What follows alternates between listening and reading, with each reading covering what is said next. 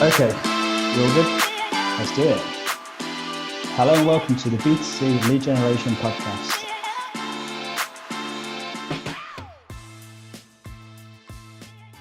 You're listening to the B2C Lead Gen Podcast. My name is Daniel Hopewell here with Simon Delaney, and this is episode 67, 10 Ways to Level Up Your Lead Buying. This needs a little introduction or explanation. The title is pretty clear. We're going to set out 10 things to focus on when you're buying leads. You do all these 10 things, you will improve performance. Pretty simple. Simon, you did a LinkedIn post a couple of days ago about this. You've set out 9 ways. We'll explain why there's 10 as we go. It was today, actually. It'll be a couple of days by the time people listen to this podcast. A couple of days, yeah. So that, yeah, a couple of days ago now, and when they're listening to it, you did 9 ways. We've got a 10th, which we'll refer to at the end. But obviously, LinkedIn kind of, this limit to how many characters you can to is a condensed version of each of these 10 points. So what we said was, let's do more. Let's go into depth a little bit on all of them and talk through them all. So I'm going to read them through. I'm going to intro what these points are, and we're going to talk through it and see, we can kind of clarify those things a little bit. 10 ways to level up your lead buying. Due diligence. What do we mean? How do we do it? So due diligence is exactly as it sounds. Digging into the person's company, how they're going to generate leads, the landing pages that they've got, do they use a third party, absolutely everything that goes into it. So to give you an example, when I bought a lot of leads in the past, as you know, I reckon over 1 billion, I would say. I wouldn't be surprised. I can't put a number on it, but it is a lot. We used to fire out due diligence questionnaires, right? We basically wouldn't work with anybody who didn't fill it in. So straight off the bat, we'd get like the legal name of the organization, registration number, all the details, who's in charge of finances, who owns the company, everything. Any regulatory bodies that they were a member of. So that could be they've got an MOJ license, FCA authorization, ICO number. Are they a member of DMA? Absolutely anything that can be sort of used as a reason for guidelines of trust, I suppose you would call it. If they were an agency or acting as a sort of broker where we couldn't work with the lead generator directly because there's some agreement or in place, whatever, we get all the third-party supplier details. We'd find out what sort of technology they were using. We used to ask them like absolutely everything. Then we'd go through websites, URLs that they're using, any scripts, wording, example ads in verticals that we wanted to use, all the verticals that they operate within, different types of verification, what it meant, how it improves lead, what they were doing with the lead once they received it, whether it went through any third party after them. So for example, we'd find out stuff like people were generating leads, sending them to a call center in the Philippines. They were doing something in the Philippines. Sorry, it wasn't even a call center. There was some data cleansing or something. And literally people do this because they want to try and save 50p 1,000 on leads. And we'd find out about this and be like, I got an issue with you sending someone's data off to the Philippines to then bring it back. This is just like completely out of whack to save 50p per 1,000 leads. I actually had a conversation the other day. We'd find all this out, dig all this information. I'm looking at this document now because I knew we were going to be talking about it. And it goes into absolutely everything. Now, any sort of self-respecting lead generator has very, very little difficulty answering all these questions, like fairly easily. When I was generating leads, you send me this, I'd fill it in within 5 minutes, 10 minutes maybe, just bang it straight back. And so the number one thing is send out a due diligence document, keep a file of it, whether that's like an actual file and you print it out. I don't recommend wasting paper. Put it in your server on a Google Doc or something, and you've always got it to refer to. So if there's any ever issues, you told me this, you authorized that all the information you gave me was X. And this isn't just to catch people out. This is just a record, of everyone that you're working with. So number one is get a strong due diligence document, get all the information that you need, and it virtually eliminates 50% of the problems you're ever going to have anyway. because people struggle to fill it in, that aren't telling the truth, that are looking to rip you off, that could be like, carrying out low-level deception, buying leads somewhere else and selling it. Because the moment they've agreed to, I confirm that I'm authorized to give all these responses and everything I'm saying is accurate and true, it takes it from something else to then cheat that. So get due diligence documents done. Number one thing.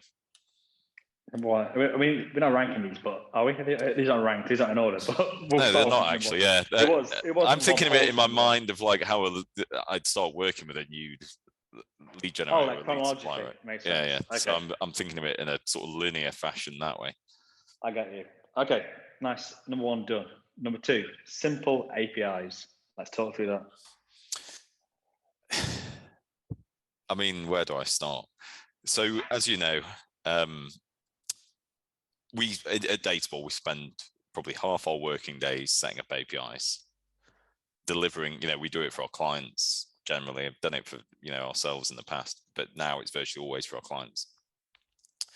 And the reason why I'm saying we do it for our clients is 50% of the APIs that our clients deliver to, and this will be the same across the board, across the world, I'd imagine, are complicated as fuck APIs that no one understands, that you need a developer or a front-end developer to come in and like try and figure out what on earth is going on. When you have these like multi-auth level where you ping off to one API, it sends back a secret key. You have to get that secret key for each one. I understand the reason for doing it, all right, like the security and trying to control exactly where you're getting data from. The problem comes when you want to work with multiple lead generators, which I would always suggest that you do, is that you then encounter this bottleneck with every single lead generator that you work with. And they're all just going to be the same. So if you get 20 lead generators or people selling you leads, and you've got this API that's difficult, like a SOAP API or something else, every single one of them is going to complain about it, have trouble connecting to it. Like it's going to be backwards and forwards constantly. I see this all day, every day. This isn't like something I'm not like incredibly well versed in. So the way to mitigate this, and I'm not trying to sell Dateable, but I'd love it if you did this. You could use something else, Zapier. It just becomes quite costly doing it that way. The way to get around this is you create a simpler API at the front end that can be delivered in, and then use that to deliver to the complicated API. And what that means is you only have to set this thing up once to one API that all your suppliers can then deliver into. So it's still carrying out all the authorization and whatever else it needs to. It just means that all the companies you're going to be working with have a much simpler and very secure, let me add, it's not anything to do with security, this is just to do with simplicity, a much easier way to feed leads in. And I think it's like massively underrated how important that is, and the amount of time and energy, technical resources and money that is wasted trying to connect to APIs that people struggle to connect to. And we have people on like self-service licenses. It doesn't matter if it's managed, right? Because it comes as part of the package that we give to people, because we're like, yeah, we'll just set your APIs up for you, send us all the details. If you're on a self-service package, let me add, this is the same whether you're using Zapier, Made, Integromat, whatever else, Dateable. If you get one of these complicated APIs and you don't know exactly what you're doing, you're going to spend hours trying to figure out how to do it. And invariably, you're then going to have to go back and ask someone to do it. And they will probably charge you an hourly fee to do it. Now, for us, it's like fairly simple. A lot of them we've already connected to. But when there's a new one, I just think that this issue can be sorted by just connecting a single, simpler API at the front end and have the leads delivered in that way. And if you're a company that persistently buys leads, as in that's the thing that fuels your company, it's not like a one-off campaign once, 1 month out of a year, simplicity is key. So that's number two, simple API. I was just going to say, it's one of those things that I can't think of an example. I'm sure there's a brilliant one that, do you know when you sort of set up a job, if you do that little a little bit of more work at the start before you start doing the job, it will save you loads of time down the line. But sometimes, you just think, I can't bother to do it because it's like a bit of upfront work, but it's like a false economy not to do it. Do you know what I mean? Yeah, exactly. Okay, number 2, simplify. Number 3, what on the list? We've got get sales ready. What do you mean by that? So it's an open secret that we all know, whether we'll admit it or not. Roughly, on average, so some companies don't have this problem, about 35% of leads that most companies receive are either invalid, fraudulent, or out of spec. So getting it sales ready, let's remove fraud and invalid would still be potentially out of spec. But what we're talking about is, can you actually sell to this person? Are they a real person? Are they a real person that can actually be your customer? So when we speak to people and go, well, what's your conversion rates on leads? You bought 100 leads. What's the percentage that you typically convert at? And they go 20%. Is it actually 20%? Or is it 35% of people that could actually be their customer? So getting sales ready means, can you remove at every possible opportunity people that can't be your customer? Are you verifying the leads? Are you suppressing them against your current customer list? Are you suppressing them against the do not call lists? Are you deduping them against prospects that are currently in your sales pipeline, or reacting on the fact that they've come back in? Are they like in a criteria that you can actually sell to? What that can mean, like, known criteria, as in, I don't know, we can't sell to people who live in Scotland because there's some, I don't know, difference. But is there another criteria that actually, if you started analyzing your data, you'd be like, well, hold on. Not only we can't sell to anyone in Scotland, but I've noticed after analyzing the last 10,000 sales that we did, that we also can't sell to anyone over 60. We think we can, but they're just not converting. The conversion rates, 20% of what the conversion rate of everyone else is. We may as well try and pull that out. So this is about getting sales ready and like implementing these rules on verification, deduplication, suppression, condition sets, data analyzation. Is that a word? Data analyzation? Data analysis. Data analyzation. Point 3. Point 4. Point 4 on the list. What have we got? We've got. I won't call it analyzation. Call it. I've written this as it said in capital letters in cap. What caps? Let's talk about caps. Real simple tool, massively underutilized, and I think it benefits most companies that use it in 2 ways. So one is, you've got a new supplier coming in and you want to test the leads from them. So, you're not going to be like, just open the taps, keep them coming in. You can be like, depending on what your CPL is and what you'll agree. Let's say you agreed to buy 100 leads. You just want to be able to cap at 100 leads. So if we're talking about delivering via API, when they hit that 100 leads, and we're talking 100 accepted leads, that is. So they might deliver 120 leads gross to net down to 100 accepted leads. And you want the API response to then make it clear that you're no longer accepting these leads that have gone over that cap.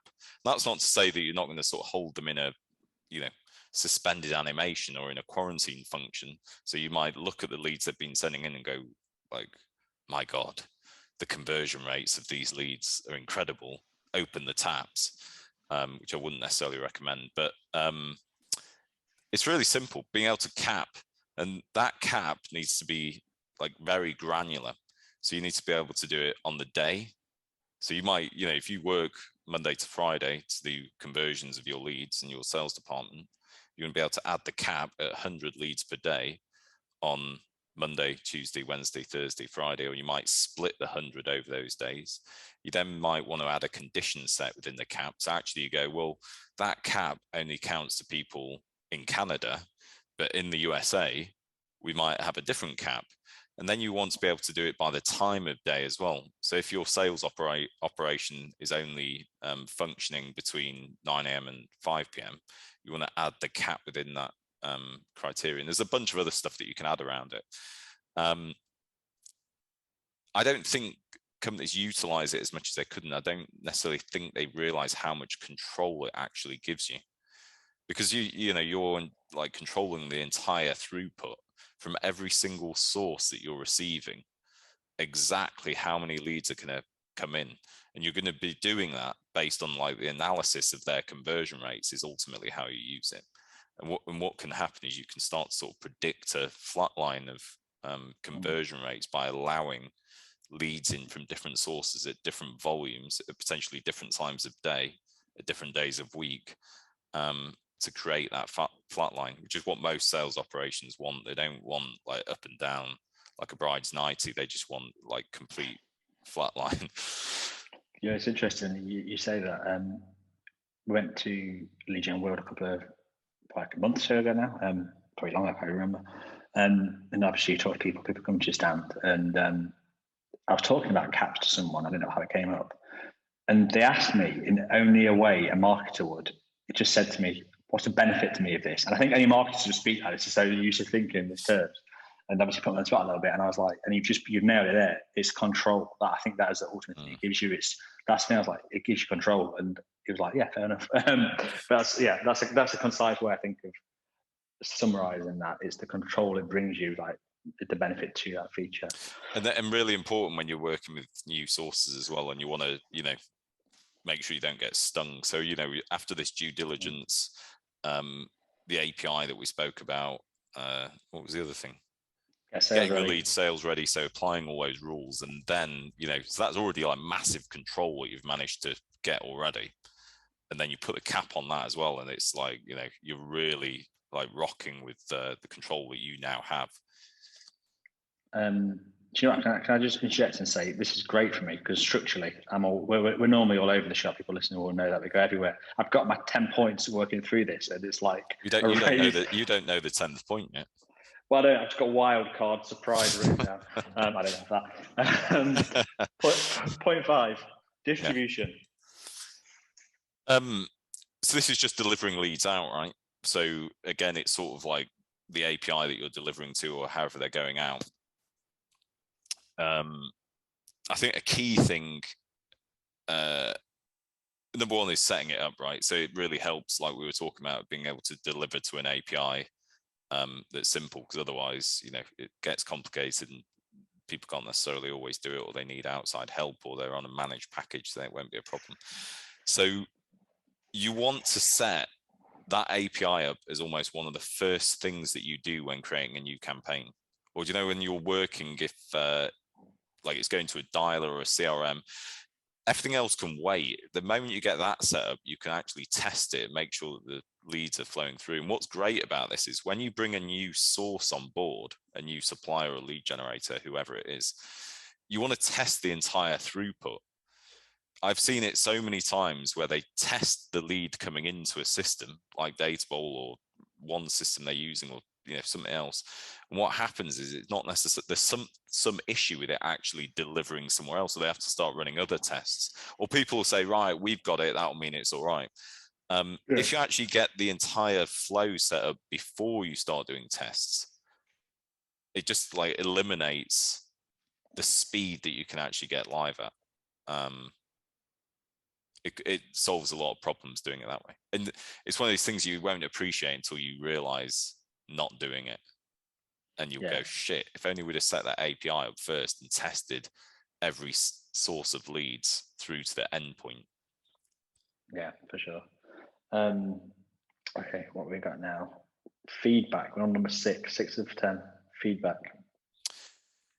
I mean, we've covered this a fair bit. I still don't see it enough. Again, I was doing a demo of Datable yesterday, and one of the first things a guy said to me was, can I have it so that I don't push sales back to the lead generators? So I said, why? And he said, because they we have a 4-year clawback on sales. It's mental, isn't it? I imagine having a 4-year clawback on sales. That's unheard of. But anyway, this is what he said. So like any time within 4 years, you can have that like commission taken away from you that you've like generated sales for. It's like it's a different world to me. But so he said, my worry is that in 6 months they're going to sell it to someone else and we get the clawback from us. So anyway, I said to him, look, well, what you might want to do is just call things successful outcomes, and that could be like appointments being booked, could be sales, and then no one knows potentially what they are, and just feed that back. But what this really comes down to is lead generators are only as good as the information that you send back to them. Because what they're going for is a lead, because that's what you'll buy as a lead buyer. But if you feed back to them sales and say, this is what we want leads to look like, they start going after those. And it's fairly simple to do because you need to put a commission behind it or a bonus behind it effectively. So you have a baseline CPL for the level of performance that you're willing to accept, whether that's the LTV, lifetime value of the lead, or the immediate sale. It's up to you to decide. And then a performance kicker for everything beyond that. So if the CPL is £20 at a 15% conversion rate, if they're hitting a 20% conversion rate, the CPL just goes up. But you make this clear in a matrix like pricing schedule before you start receiving leads. So everybody's working to the same outcome. And all that happens is you create webhooks, is the most ideal way, it's the most efficient, easiest way, which is basically any outcome that you want to send back just goes in a webhook, updates their system, and then what they do is adjust the media buying. So if they're buying leads on Facebook, Google, native, whatever it is, it's all about audience targeting. So they're going to, like, if they're not going to use the information, it's sort of pointless. But what you'd hope, and you can agree with them, and again, you can do this with due diligence documents, you could put it as a question in there. If we send you feedback of successful outcomes, are you going to use it to identify better target audiences so that you can actually create less leads and get more sales, and we will pay you more for each lead because the conversion rates are higher? That's what feedback is all about. And it's all about looking at it really like a sales and marketing team working together to get the best outcome. That's the way lead generation should work. Like I say, we've done a whole podcast on this, and it's one of the things that many guests have talked about on the show. So yeah, for sure, we're kind of recovering ground, but I think it's definitely worth recovering. I'm just looking at point 7, and I realize I've got a typo because it says Audi. I assume that means audit, but unless you're all about German cars today, but I'll go with audit. Audit for an Audi, if you want an R8. So I noticed another LinkedIn post that I think it was Luke Ashworth, who's from a company called Advisor AI, posted. He's like heavily involved in the protection industry, specifically life insurance, and talks about the sort of trials and tribulations and bad adverts and landing pages and people mis-selling and whatever else in there. And so one of the things that he talks about, and I've talked about it like a bunch of other people, is the buyers of the leads, which is, let's say they're brokers, which are basically like sales teams for insurers, like a panel of insurers. For some reason, I have no idea why this happens. The suggestion seems to be that they're just sort of letting lead generators get away with doing what they want and buying leads off whoever they want, right? And the thing is, there's a term that I want to start using, which is bad lead buyers make bad lead generators. Which I think I need to make it a bit more succinct, maybe. But that wasn't the reaction you wanted. Was it? I was just thinking about it on a T-shirt. With you, bad lead buyers make bad lead generators. I like it. But this is the thing, right? So his example is like wild mis-selling potentially. If someone going, oh, look at my bank account, there's 250 grand or something in it. Didn't talk about people dying or the result, whatever else it was around it. Now, we used to work with a client, actually, they're still a client of Data Law. I just don't do these audits anymore. So I used to get involved with the audit. So it was almost like to get it up and running. Every single month, they used to work with tens of lead generators. I can't remember how many, 30 maybe, 40. We used to do a Zoom call every single month and go through the adverts, the landing pages, how leads were generated. We used to produce a pack that got sent to the client with every ad, it'd have to get signed off. So whenever they wanted to put something new out, it had to get signed off. This sounds like a ball ache. It was like one person's job at that company that I reckon max, and that includes checking stuff off from ads that were sent them, checking any landing pages and wording, and then once a month doing an audit call with each lead generator. I would say max took 3 days a month. But this went from, I would say 40% probably, maybe 50% of all the ads and landing pages and whatever other assets and images and copy they were using right at the beginning, 40-50% was getting rejected by the client, with them saying, you can't put that bullshit. That's just nonsense. That's not what we do. That's mis-selling. That goes against X. You can't do Y, blah, blah, blah. Within 2 months, 3 months, that had gone down to less than 5%. And they created a framework, i.e. a document that had do's and don'ts, almost like a branding document, but imagine it was just around like mis-selling and terminology and ways to think about it as a result of this process that went out to anyone new they worked with. And because they did that, the audits with anyone new weren't like 40-50% rejections of like copy and whatever else. Again, that was 5%. So this thing of auditing, if you're buying leads and you are in an industry which virtually everybody is, let's say, so whether it's broadband, you've got the ASA, I'm sure there's some other stuff that the ICO, I don't know if broadband specific, like regulatory body, mobile phones, same sort of thing, energy, you've got like Ofcom, Ofgem, anything financial services, you have the FCA, other stuff that you might have the MOJ, all these like bodies that control what you can put, what you can have, what is mis-selling, what's good, what's bad, whatever. You just need to fucking audit it. It's literally like, I just don't understand. So I put on that, I cannot understand why these companies aren't doing this. And what needs to happen in the example that Luke Ashworth raised, in my opinion, someone else might have a better idea, he might have a better idea, is every month the broker who is buying the leads audits the lead generators that are generating them with a framework that they've created, what's good, what's bad, do this, don't do that, goes through them, they sign them off, say that's okay, whatever, and then the insurer who the broker is selling for audits the broker, and all the audit for the insurer to the broker needs to be, send me that document with all the ads and whatever else in, because they've already got it all. And so whatever like industry you're in, whatever framework you're going to create, if you're buying leads and you were worried about the ads that are being used, the wording, the terminology, mis-selling, whatever else, just audit the lead generation process. That's all you have to do. And it's one person's job. It doesn't take a huge amount of time.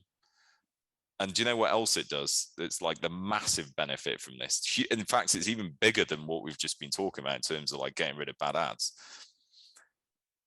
You start to act far more like a sales and marketing department, because what will happen is the buyer of the leads, let's say it's a brand, starts looking at the messaging that the lead generator is using either on ads or on their landing pages or whatever else. And they start to come up with suggestions that are more aligned to what they're actually selling and the terminology and the wording that they used. And that reduces friction for the lead coming in, is better for the consumer, and it's much more aligned with what the actual product is. Like there's zero downsides to doing this, right? Zero downsides. That's a good summary to point 7 audit. That's a strong benefit. Yeah. Number 8, I've got deception. I'm going to assume this means preventing against deception. I give people tips on how to be deceptive. But yeah, what do we mean? Okay, so we're not talking, when we're talking about getting sales ready leads, there's a difference with deception, because sales ready is about like removing shit that you can identify, right? The thing is, and we've done a podcast in this before and we called it low level deception, and that's exactly what it is. So this is real people coming through as real leads. They will pass every verification, every suppression, any other rule that you put in place. There's two things typically that happen with low level deception. One, it's not from whence you think it is. It's not from where you think it is. I don't know why I broke into medieval speak. Yeah. And two, it's not necessarily generated when you think it is. So let's imagine number one, not generated where you think it is. It's just someone else's landing page. So that due diligence document you got at the beginning, where they said, oh, we generate leads on X, Y, and Z. It's not on one of those. It's from somewhere else. They bought it in because they can't hit the volume or whatever else that you want to buy, and they want to do it from them. But to you, it's got a badge on that it's generated by them. And the second thing is, I collected a lead last night at midnight because the costs are a lot lower buying traffic at that time, but I'm going to send it you at 10 a.m. in the morning and pretend I've just generated it. So those two things are the most typical things behind low-level deception. Now, contact state, which is Alan Desimere and Mike Lamming's technology, is great for catching low-level deception, because it's that bit of JavaScript sits on the lead generators page. It comes in and they match it up with the code that you generate for the lead, and then they go, yes, they can sort of see when it was created. So that's one solution to it, right? It's like low-level deception. Sort of, if you're buying landing page leads, great way to do it. Another way is, and I've done this and it just kills it dead. If you ask for the value of the date and time the lead was generated on the lead and the landing page, as in the URL, if it is different to what they're sending you, it means someone's had to go in and manually change it. And now that takes it from like low-level deception to like a fraud. And so no one wants to be caught doing that. So it kills most of it dead. I mean, you will get the odd person, trying to look, but I promise you one thing. If you're going through that due diligence document, you're running monthly audits, you're doing all the shit that we were talking about, collecting bad leads, people will be worried about doing that to you because they suspect that you'll be able to catch them. So that, ask for date and time the lead was generated as a value, ask for the URL it came from. You can even ask for the terms and conditions link, whatever you want. It just makes it a lot less likely to happen. So this is a good way to catch low-level deception. Yeah, and like I said, we do have, I don't know what number episode it is, but there's a blog on this specifically where we go into a lot more depth. So, if you've not heard it, check that one out and you want, you're more worried about that. I feel the anticipation rises as we get towards your secret last. By the way, it's not. Don't get too excited. It's not. Build it up and let it fall short. It's not a spunking on the carpet moment. It's just like, oh well, that's simple, but I don't see anyone do it. So no, do you know what? I'm going to build it up like so you fall flat when through anticipation. Before we get to that, we've got number 9: track at a granular level. So this is just like, I don't know why everyone isn't doing this. I hardly see anyone doing this. If I was start buying leads like I used to do this, but if I was start doing it again for a company, I'd love to go in and do this. So I could go like, check this out. If you can get every single bit of information tracked, what ad the lead came from. So there could be a value on the lead, or you can create categories and stuff like that to track it. What landing page it came from, what advertorial it came from, what subsource it came from if you're using affiliates or an agency or something.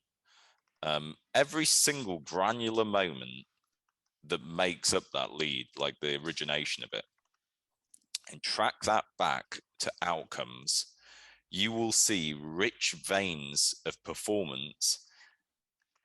Well, in two ways. One is stuff that you think is shit and doesn't work. You'll suddenly go, actually, it does work, but only if these two things happen, i.e. it comes from this subsource or this landing page or this ad or this email is used. So there's no point turning off the whole channel. We just need to turn off all the other crap that sent us, but keep these two things live. And the other thing is the sources that are working, you'll go, these sources are great, but I've suddenly realized that 80% of the sales are coming if these three criteria are matched. This keyword, this ad, this landing page, and they only make up like 20% of the whole. It's just they're massively over indexing on the sales. So what this is about is like removing the stuff that doesn't work and optimizing the stuff that does. This feeds really well into the feedback point as well with the lead generator, because if you can feed this information back, they start improving and creating iterations of the stuff that works, rather than assuming it all works or it all doesn't work. And I just think this is one of the like biggest areas that lead buyers need to focus on.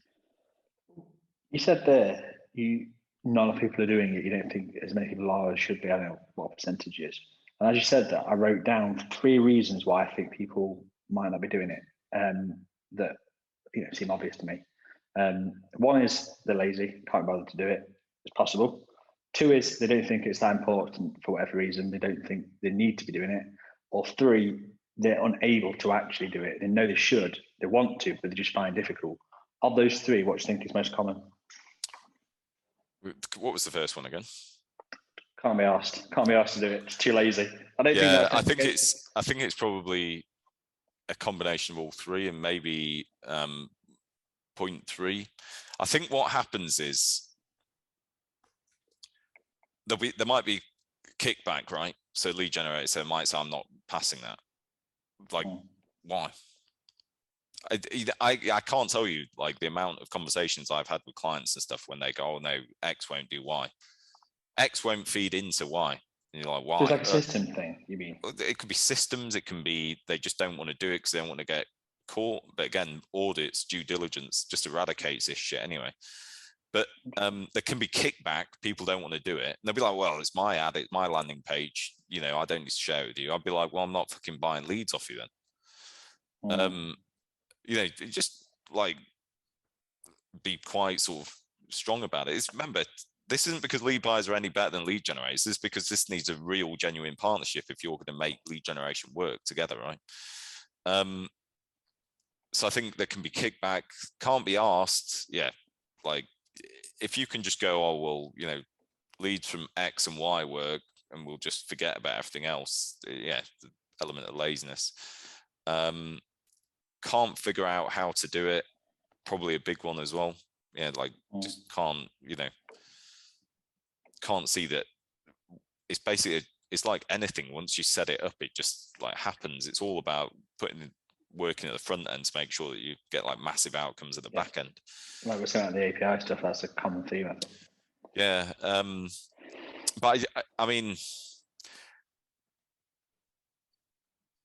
I think that lead buying needs to be treated almost as like a profession. I think we've talked about like the granular things of why that might be happening, but I think there's something above that, like an overarching reason, which is I don't think the buying of leads is almost seen like a job. I think it's seen as just like, it's a bit like filling your car up with petrol, like it doesn't matter whether you or your partner do it, as long as it sort of gets done. It's like, X can do it, Y can do it, whatever. When in reality, and we touched on this in another podcast, the amount of money that either can be made or saved buying leads is potentially fucking huge. So I'd treat it like a fucking profession if I were you. That links into as well the idea, I don't remember who we spoke to, but maybe Michael Ferry. We talked about how in America actually, and they are potentially ahead of us slightly, I think it's okay to say that, it is maybe seen more as a profession there because of it, and perhaps in the UK, Europe will slowly start to see that creep in, that lead buying becomes a job, We have to look at his brokers. How do brokers exist? They're a lead buyer, right?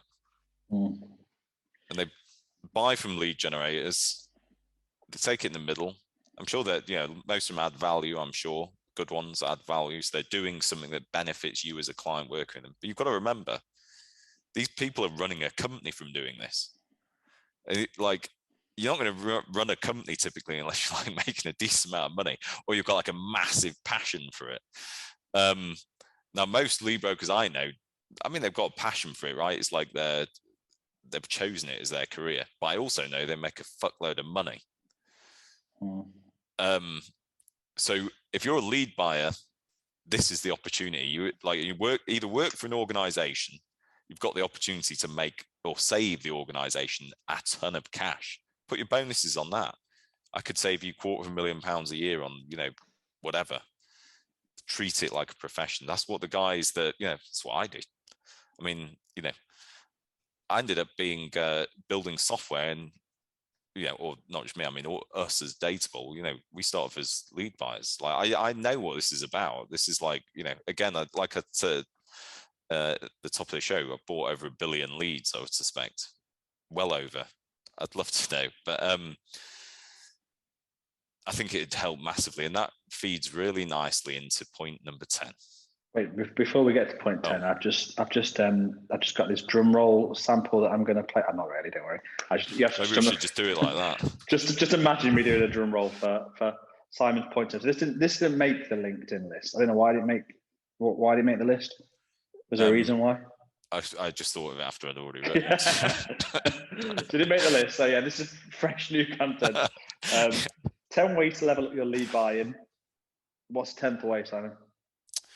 So if I was lead buying, either at an organization or as part of an agency, I would change my LinkedIn profile to I buy leads for whatever company I work for, Reassured Life Insurance or X agency.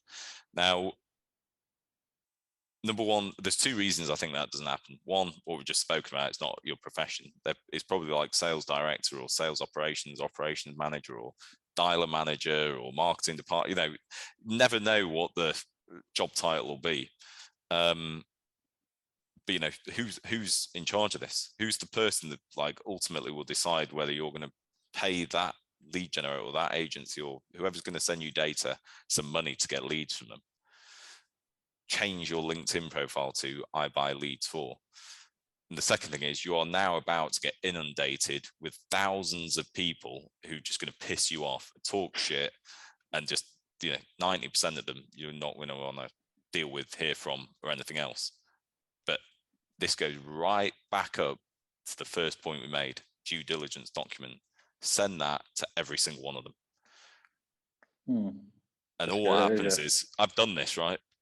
I just, just go, that's a pile of shit, that's a pile of shit, that's a pile of shit. And then 2 in every 10, might be 3 in every 10. I don't know, depends. It can be different.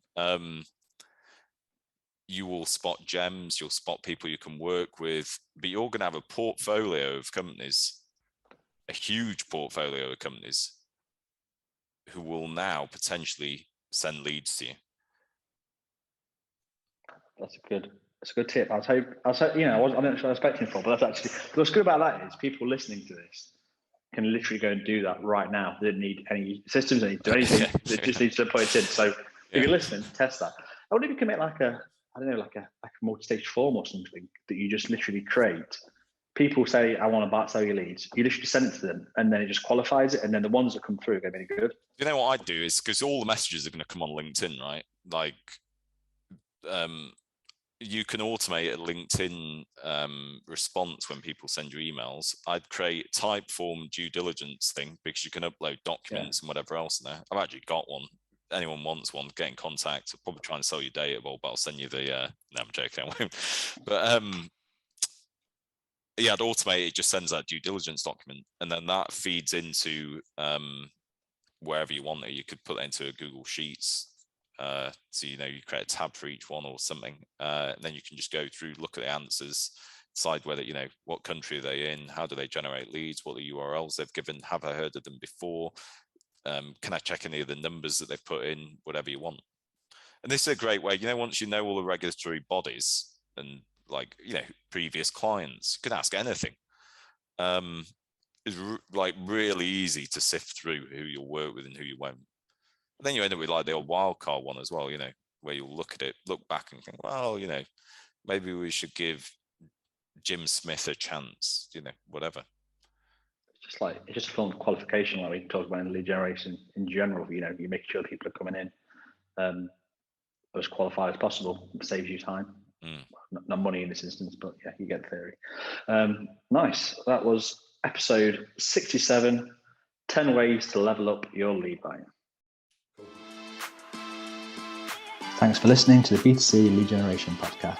Be sure to hit subscribe to hear more from those at the very cutting edge of the lead gen world.